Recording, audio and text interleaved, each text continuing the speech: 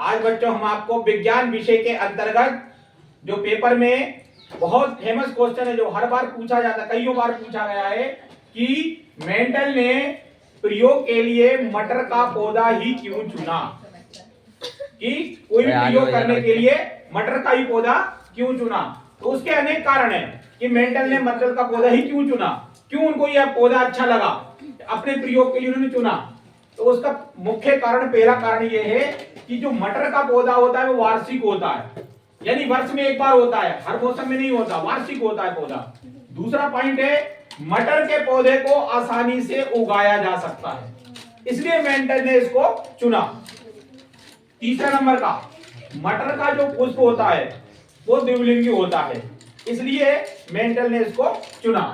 चौथे नंबर का पॉइंट है, मटर के पौधे में अनेक प्रकार के गुण पाए जाते हैं। मटर का पौधा सर्वयुक्त गुण है, उसमें अनेक प्रकार के गुण पाए जाते हैं, तो इसलिए इस पौधे को चुना। नंबर 5वां है कि मटर का पौधा होता है स्वपरागित होता है। स्वपरागित और परपरागण क्या होता है? वे पुष्प जो स्वयं की जाति के ऊपर गिरते हैं, जैसे सरसों है, गेहूं है, उनका जो फूल गिरता है वो स्वयं उसके पौधे पर गिरता है, तो वो स्वपरागण होता है। और परपरागण क्या होता है? वे पुष्प जो अन्य किसी पौधे के ऊपर गिरते हैं, तो परपरागण होता है। तो जो मटर का पौधा होता है वो स्वयं के पौधे के ऊपर गिरता है, इसलिए उसका जो पुष्प होता है वो क्या कहलाता है? स्वपरागित होता है। तो अपन पहला पॉइंट क्या था कि मटर का पौधा वार्षिक होता है। दूसरा, मटर के पौधे को आसानी से उगाया जा सकता है, कहीं भी उगाया जा सकता है। मटर का पौधा जो होता है वो द्विलिंगी होता है।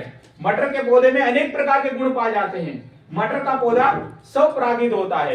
तो इस प्रकार से इन कारणों की वजह से ही मटर के पौधे को मेंटन ने चुना।